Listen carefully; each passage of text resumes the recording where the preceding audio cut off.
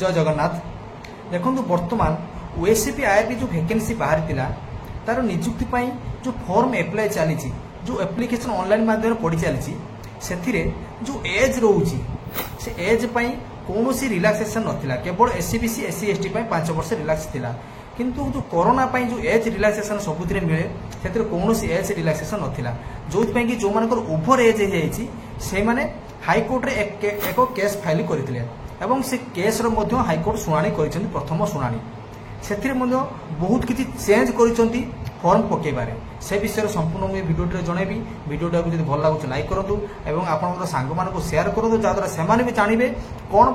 Change होती form आवेदन प्रक्रिया ओभरेज पिला कौन रिलैक्सेशन मिलला एवं यदि चैनल नुआ आसवे सब्सक्राइब करूँ। देखो बर्तमान मुझे टिके मूल जिनस कहीदे बर्तमान आमर जो ओडिशा पुलिस ओएसपी आईआरबी और एसएस बाटालियन जो वैकेंसी बाहर 1360 पदवी एटा समस्ते जानते और तार ऑनलाइन आवेदन प्रक्रिया ऑलरेडी चली जोटा कि सेप्टेम्बर 22 आमर नोटिफिकेशन आसीथिला रिक्रुटमेंट होगापी सेप्टेम्बर 23 रु ऑनलाइन आवेदन प्रक्रिया ऑलरेडी आरंभ हो जाए तार शेष तारीख रोचे अक्टोबर 13 तारीख पर्यंत से 4टी कैटेगरी रोचे गोटे रहा जेनराल गोटे एससीबीसी गोटे एससी एसटी जेनराल से बयस सीमा रोचे 18 रु 23 1 जनवरी 2024 को 18 रु 23 भितर होता दरकार एवं से जो बाकी 3टी कैटेगरी रहा एससीबीसी एससी एसटी 5 वर्ष कोहल कर सरकार जोटा कि 18 रु 23 जोड़ा था 28 हो जाए किंतु जो मानकर 28 रु एबव अच्छी एससीबीसी एससी एसटी पिलांकर किंबा जेनराल पिला जो मानकर 18 रु 23 रु एबव अच्छी से माने केमिति आवेदन करेंगे जो माने कि कोरोना महामारी किछि वर्ष कौन निजुक्ति बाहर नाला से सरकार मध्य घोषणा करते जेकोसी निजुक्ति बाहर से कोरोना एज रिलैक्सेशन मिलो मिलूला किंतु वर्तमान ये जो वैकेंसी बाहर ए कोरोना एज रिलैक्सेशन सरकार कौन देना से ओभर एज पिला माने बहुत पिला से हाईकोर्ट रे एक केस फाइल करते एमती बहुत पिला केस फाइल करते एक सीनियर एडवोकेट को धरिक माने नहीं करते जहाँ से हाईकोर्ट प्रथम शुणाणी कर विषय जो शुणाणी होती आपण मैंने 4 अक्टोबर 2024 संवाद पेपर से शुणाणी डिटेल्स पाइपर एवं मुझे डिटेल्स देखे दूसरी आपको संपूर्ण भाव में बुझे दूसरी ये देखी नियंतु संवाद पेपर रे तार हाईकोर्ट को जो निर्देश आसी से देखी दी कि सिपाही कनेस्टेबल पदर नियुक्ति मामला हाईकोर्ट जवाब तलब हाईकोर्ट एक जवाब देती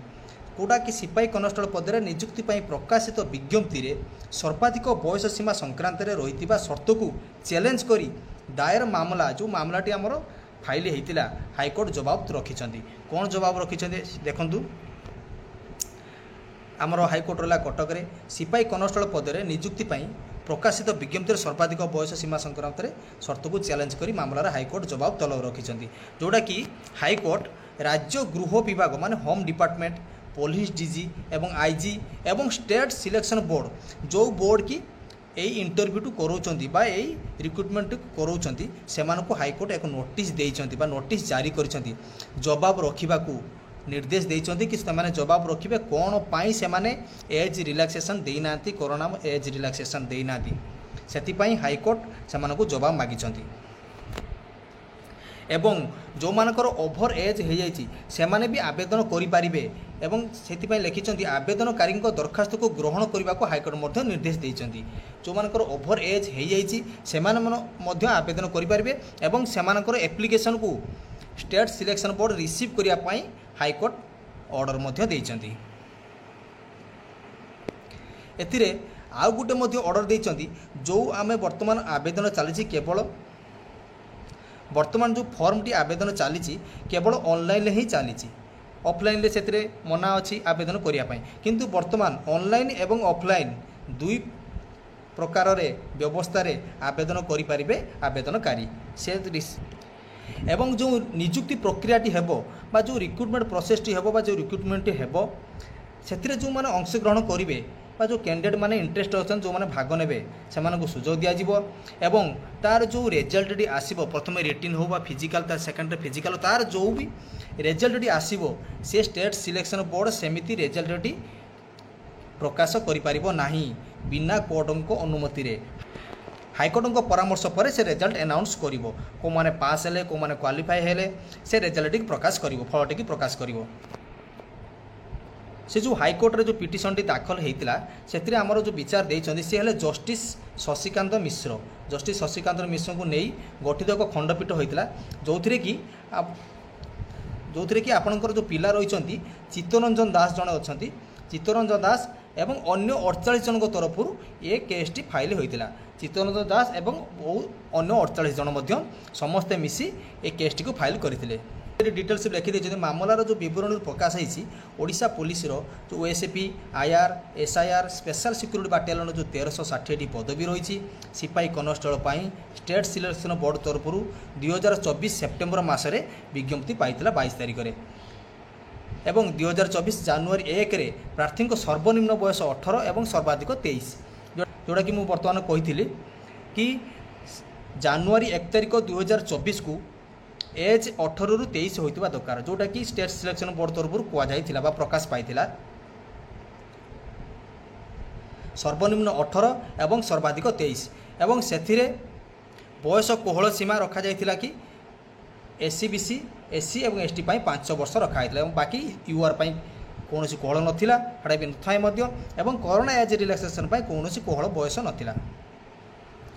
एथिपाई जो माने आवेदन करथिले से माने आउ 6 वर्ष बयस कोहल करिबा पाई दाबी करथिले बा से माने केस फाइल करथिले कोरोना एज रिलैक्सेशन पाई 6 वर्ष कोहल करा जाऊ। कहीं 6 वर्ष करथिले कहीं ना ये battalion age vacancy last time 2018 रे ही बाहरी थिला तापरे आउ नियुक्ति पाई बाहरी नाही ये बाटालियन एज वैकेंसी रे वर्तमान 2018 रु वर्तमान 2024 रे बाहर जोटा कि 6 वर्ष पर बाहरुची सेहिति पाई से माने 6 वर्ष रिलैक्सेशन पाई केस फाइल करथिले। ये डिटेल्स लिखा अच्छी देखो 6 वर्षर व्यवधान पर नियुक्ति प्रक्रिया अनुष्ठित होउथिबारु 2018 होइतिला एवं एबे वर्तमान 2024 रे होउची सेहिति प्रार्थी सर्वाधिक बयस सीमा कोहल करिवार आवश्यकता रही दर्शाई हाइकोर्ट रे आशायी प्रार्थी मान तरफ आवेदन दायर कराई। कहीं कोरोना महामारी पर स्थिति पर सरकारी चाकरी रे सर्वाधिक बयस सीमा संपर्कित